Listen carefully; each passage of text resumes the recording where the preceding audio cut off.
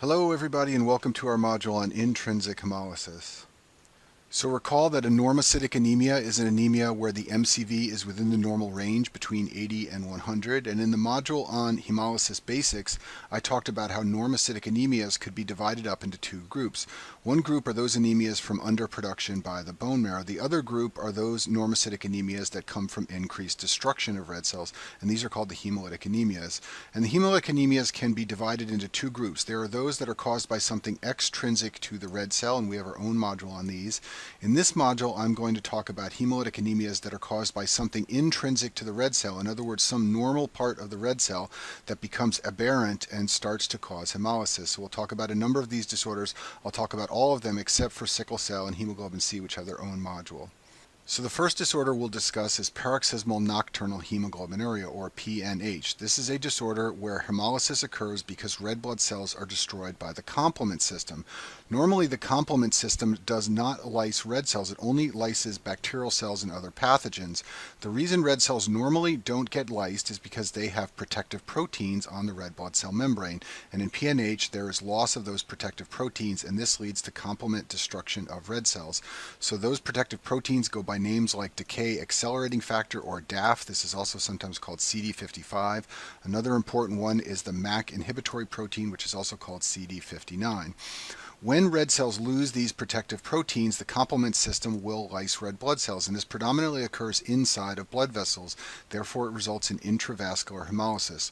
There is sometimes a little bit of extravascular hemolysis. That's because when red cells are coated with C3 fragments by the complement system, the macrophages can recognize these and destroy the red cells inside the spleen.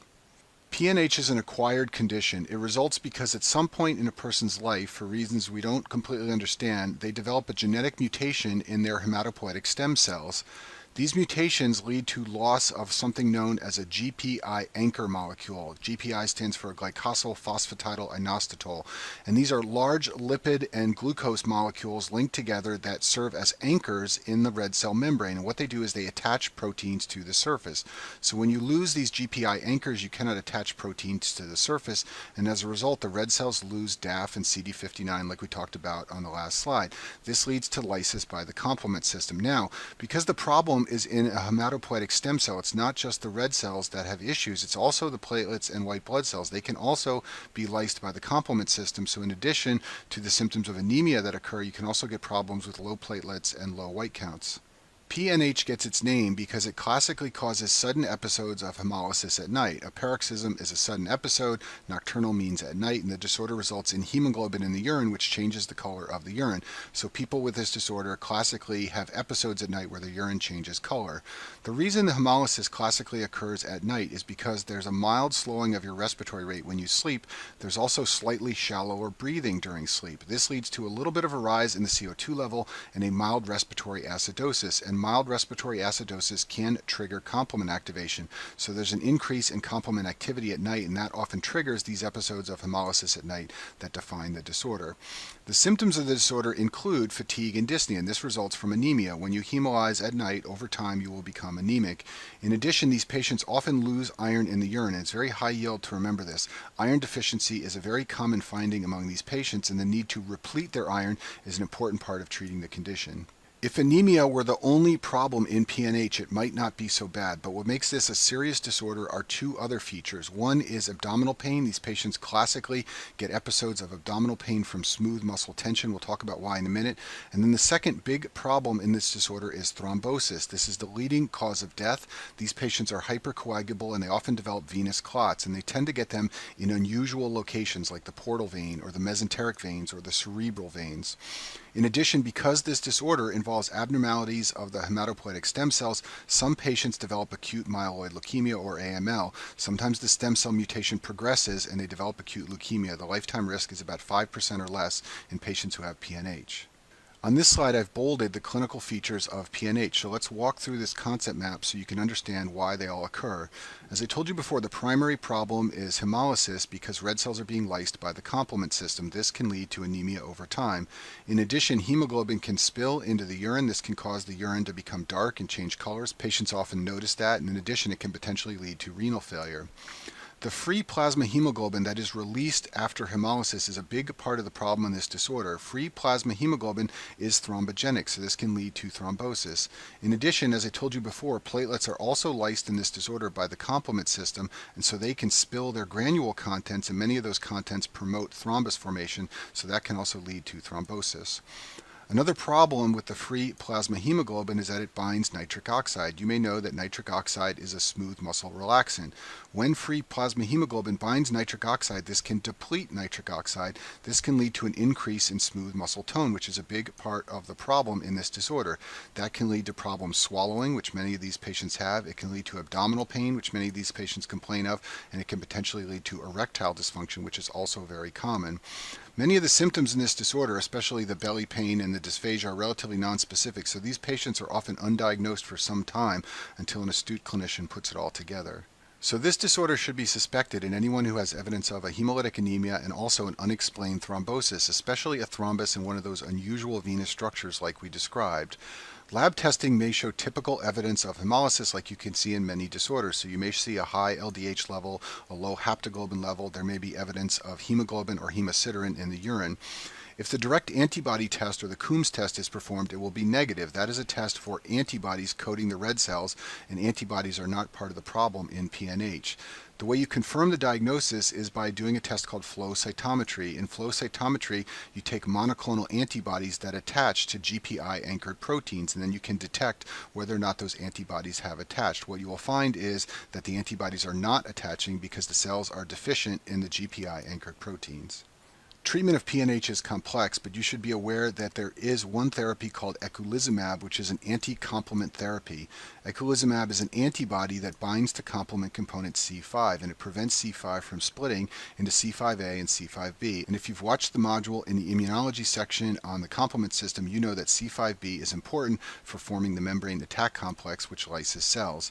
So this antibody will protect against intravascular hemolysis by the complement system. It does not, however, protect against extravascular hemolysis. C3 fragments can still form and bind to the red blood cell surface. They can go to the spleen where the red cells can be phagocytosed. So treated patients still may have a mild anemia, but importantly in the clinical trials it's resulted in stable hemoglobin levels and fewer transfusions for patients with PNH. Our next intrinsic cause of hemolysis is deficiency of the enzyme pyruvate kinase, and this disorder ties in heavily with biochemistry. That's because pyruvate kinase is a key enzyme in glycolysis. Its role is to convert phosphoenolpyruvate into pyruvate, and when levels of this enzyme are low, red blood cells tend to be the most affected cells. That's because they lack mitochondria and they require pyruvate kinase and glycolysis for anaerobic metabolism. And when they cannot effectively perform anaerobic metabolism, what happens is that the membrane fails. Red cells need ATP to maintain the structure of their membrane. Recall that they have a very flexible, pliable membrane. If they don't have enough energy, the membrane becomes rigid, and this leads to phagocytosis of the cells in the spleen. And a principle of hemolysis you should always remember is that when there's a problem with membranes, those red cells tend to get phagocytosed in the spleen. This is an autosomal recessive disorder. It usually presents in the newborn period with signs and symptoms of extravascular hemolysis. The hemolysis occurs in the spleen, and thus it is extravascular. The baby will have an enlarged spleen on physical exam, and the disease severity depends on how low their enzyme levels are. So if they have a mild decrease, they may have a mild extravascular hemolytic anemia. If they have a severe decrease in pyruvate kinase, the symptoms can be very serious and life-threatening. Our next intrinsic cause of hemolysis is a deficiency of the enzyme glucose-6-phosphate dehydrogenase, or G6PD. And this disorder also ties in heavily with biochemistry, and that's because G6PD is a key enzyme in the HMP shunt. And I have an entire module on the HMP shunt that you can watch in the biochemistry section. Recall that the HMP shunt is necessary for generation of NADPH, and NADPH is important for protecting red cells from oxidative damage. In particular, hydrogen peroxide is toxic to red cells. It can lead to oxidative damage, and hydrogen peroxide inside of red cells is generated in response to certain well-described triggers, which are a big problem in patients who have a G6PD deficiency. Those triggers include things like certain infections, certain drugs, and especially fava beans. All of these lead to lots of hydrogen peroxide generation, and the red cells need NADPH to break down the hydrogen peroxide, but if they don't have enough NADPH because they lack this enzyme, this leads to hemolysis. This is an X-linked recessive disorder, so it's more common in males. It's the most common human enzyme disorder, although overall it's still relatively rare and you won't see it that frequently. It results in recurrent hemolysis after exposure to one of the classic triggers. When patients are exposed to one of those triggers that increases the hydrogen peroxide production inside of red cells, the red cells become rigid and they cannot maintain the flexibility of their membrane. And as I told you before, when cells become rigid and can't maintain their membrane, those red cells are consumed by splenic macrophages. So there's a lot of extravascular hemolysis that occurs in a G6PD deficiency. In addition, there is some lysis in the red cells. Some of the cells become so oxidatively damaged and so rigid that they lyse inside the vasculature, so you can also see intravascular hemolysis. I mentioned the common triggers of hemolysis in patients with a G6PD deficiency before, but let's talk about those in a little bit more detail. So when patients with this disorder have an infection, macrophages inside their body can generate free radicals. This can lead to hydrogen peroxide production inside of red cells, and this can lead to hemolysis. So these patients classically develop hemolysis in the setting of various different types of infection. Another classic trigger is fava beans. In some of the places in the world where G6PD deficiency is common, patients consume lots of fava beans, and they contain oxidants which can lead to hydrogen peroxide generation. This can lead to hemolysis in these patients. And then finally, there is a long list of drugs that these patients need to avoid. Some of these include antibiotics. Sulfa drugs are a classic trigger. So is dapsone, which is a rarely used antibiotic, as well as nitrofurantoin and isoniazid. Antimalarials are well-described triggers of hemolysis in this condition, and G6PD deficiency is common in parts of the world where there is malaria infection. So for example, primaquine and quinidine can trigger hemolysis in patients who have this condition. And then finally, aspirin and acetaminophen have rarely been described as triggers in this condition as well. And when patients are diagnosed with a G6PD deficiency, they usually become educated very quickly on what drugs they need to avoid. There's a high prevalence of this deficiency in Africa, Asia, and also the Mediterranean, and this overlaps with places where there's lots of malaria, so it's believed that this deficiency may protect against malaria. Now, most people are aware of where Africa and Asia are, but let's review some of the Mediterranean countries because they can come up in board questions and you may not recognize that they're talking about an area where G6PD deficiency is common. So here's Africa down here. The Mediterranean Sea is in the middle, so other countries that border on the Mediterranean Sea include Turkey, Greece, Italy, also France and Spain. You can potentially see patients with this deficiency in any of those countries. So the classic presentation is a patient from Africa, Asia, or the Mediterranean region who develops the sudden onset of jaundice, dark urine, and anemia. They may also have back pain that can be caused by the free hemoglobin, and the onset of the episode is after exposure to one of the typical triggers. There are two classic findings you should know on peripheral blood smear of patients with a G6PD deficiency. One is called a Heinz body, the other is called a Bite cell. Heinz bodies are red cells with small dark areas inside of them. The dark areas represent oxidized hemoglobin that has precipitated inside of the red cell. This is seen with a special stain called a Heinz body stain. It's sometimes called a Heinz body preparation. It looks something like what I've drawn on the screen here. They are red cells with these dark inclusions. Bite cells are cells that literally look like they have a bite taken out of them, and this is because of phagocytic removal of a portion of the red cell by splenic macrophages. They often cannot engulf the red cell whole, so they take a piece of it out, and this results in the formation of bite cells, which you can see on the peripheral smear. If you suspect this condition, the screening test is called a fluorescent spot test. It detects the generation of NADPH from NADP. Patients with this deficiency are unable to generate normal levels of NADPH, and that's what this screening test looks for. To do this test, you add glucose 6-phosphate and NADP to the patient's red cells. You then see if the cells fluoresce under UV light. If the patient has normal G6PD levels, they will generate lots of NADPH and the cells will light up under UV light. However, if they're deficient in the enzyme, they will fail to fluoresce normally under UV light. That's a positive test, meaning that the patient likely has the condition. Importantly, you need to test outside of an acute attack. Right after a patient's been exposed to a trigger, they have destruction of the cells that have the lowest enzyme levels. The ones that are left behind may be the cells that have higher than normal enzyme levels, so they may test normal. You've got to wait until the patient reaches a steady state and then you can perform the test. And the treatment is mostly to avoid the triggers. Our final intrinsic cause of hemolysis that we'll discuss in this module is called hereditary spherocytosis. This is a hereditary disorder, as the name implies. It tends to run in families. It can be autosomal dominant or recessive, and it results in the formation of spherocytes. This is a picture of a spherocyte in the middle of this blood smear on the screen. Note that it is slightly smaller than normal red cells. It's got a spherical shape, and it also lacks the central pallor that you see in normal red blood cells. In the module on extrinsic causes of hemolytic anemia, I told you that spherocytes could form in certain types of autoimmune hemolytic anemia. In those disorders, the spherocytes were formed because of antibody deposition on the red blood cell membrane. Spherocytes also form in hereditary spherocytosis, but the mechanism of their formation is completely different. In hereditary spherocytosis, spherocytes form because of cytoskeleton abnormalities. There are many proteins that tie the cytoskeleton of the red cell to the red blood cell membrane. These are very important in the red cell. They are what give the red cell its biconcave shape and allow the cell to be flexible and pliable so it can move through the circulation. If one of these proteins is abnormal, that can lead to a rigid membrane, which leads to the hemolysis in spherocytosis and the formation of spherocytes. There are lots of different proteins that are involved in tying the cytoskeleton to the red blood cell membrane. I've shown a picture of some of them on the screen here. Many different proteins have been described as being abnormal in different cases of hereditary spherocytosis. Some of the commonly involved proteins include one known as spectrin. Spectrin is this double strand running the length of the membrane here in this picture. It's often involved in hereditary spherocytosis, and it's easy to remember because it begins with the letters SP, just like spherocytosis. Other proteins that have been described as being involved in hereditary spherocytosis include ankyrin, shown here, also band 3, shown here, also band 4.2, and also a number of other proteins that are not shown in this picture. It turns out that the spherocytes work just fine at carrying oxygen. The oxygen carrying function is normal. The problem in spherocytosis is chronic hemolysis by destruction of red cells in the spleen. These patients have chronic extravascular hemolysis because those red cells with abnormal membranes go through the spleen and they are phagocytosed. So these patients classically develop splenomegaly. There's growth of the splenic macrophages. They will have all the classic findings of hemolysis, increased bilirubin, jaundice, and bilirubin gallstones as well. As the red cells of these patients circulate through the vasculature, there is progressive loss of the cell membrane. In other words, over time, more and more of the membrane is lost. This results in a high RDW. So let's talk about what the RDW is. RDW is the red cell distribution width, and normally it is pretty narrow, as shown in this picture here. In other words, you have some small red cells, some large cells, but their sizes don't distribute that much. They're relatively close in size from the smallest to the largest.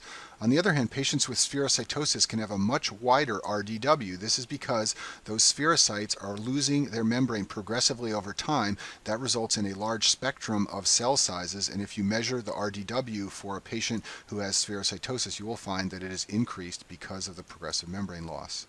Even though there's progressive membrane loss over time, the volume of material inside the cell does not change. This means that the material inside the cell gets packed closer and closer together as membrane is lost.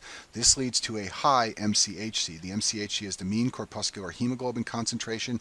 In a normal cell, all the hemoglobin is spread out over a large cell. In a spherocyte, it's the same volume but a smaller cell, so everything is packed closer together, and you see a rise in the MCHC. This is a classic finding when you analyze red cells in patients with spherocytosis. The MCV, which is the mean corpuscular volume, which is the average size of red cells, is usually normal or low. That's because the spherocytes are small, so they have a low MCV. However, these patients have chronic hemolysis, so they have more reticulocytes than normal in their peripheral blood. The reticulocytes are larger than usual. They have a high MCV, so when taken together, the overall average size of the red cells is usually normal or slightly low. It's very unusual for the MCHC and the MCV to go in different directions. Usually they go together. This is one of the unusual scenarios where you see a rise in the MCHC, but you can see a drop in the MCV. There's an important tie-in with cardiovascular physiology in patients who have hereditary spherocytosis. The loss of membrane flexibility leads to more rigid cells. This leads to a higher resistance to blood flow in the small vessels. In the cardiac physiology modules, I talk about how resistance is proportional to a number of different factors via Poiseuille's law. One of those factors is the viscosity of the blood. The viscosity of the blood will go up when you have rigid blood cells present, as occurs in hereditary spherocytosis. Just like any patient with chronic hemolysis, these patients are at risk of aplastic crisis if they become infected with parvovirus B19. This virus infects red blood cell progenitor cells, and it decreases the production of red cells, and patients with spherocytosis are dependent on their bone marrow to replace the hemolyzed cells. So if they become infected with this virus, they can develop a severe drop in their red blood cell count that's called an aplastic crisis, and they can become very sick. This is often the initial presentation of a child. They may get an infection with B19, and that's when their anemia becomes detected. So the hemolysis from spherocytosis may be compensated until the child is exposed to B19. At that point, a workup is done and spherocytosis is seen on blood smear. And importantly, especially for board questions, make sure you don't confuse this with G6PD. You should not see spherocytes in G6PD, but because this patient has an infection and then develops anemia, that can often appear to be a description of a patient with G6PD who has infection as a trigger of hemolysis. It's the spherocytes that will tip you off that it's a case of spherocytosis. You can make the diagnosis of hereditary spherocytosis by performing a test called the osmotic fragility test. This test is based upon the principle that spherocytes are more susceptible to osmotic lysis compared to normal red blood cells. Because they have abnormal membranes, they have a poor ability to swell in hypotonic solution compared with normal red blood cells, and for this reason they will lyse more easily in hypotonic solution. To perform this test, you measure the hemoglobin that is released when a sample of blood cells is placed in a hypotonic solution. From this, you determine the osmotic fragility, and the osmotic fragility will be increased if spherocytosis is present. The treatment of this condition is to remove the spleen. Remember what I told you before, the spherocytes work normally at carrying oxygen. The problem is the chronic hemolysis. So if you take out the spleen, the spherocytes will persist and they will function as oxygen-carrying cells, but the hemolysis will go away. A characteristic finding on peripheral smear after splenomegaly is the presence of Howell-Jolly bodies.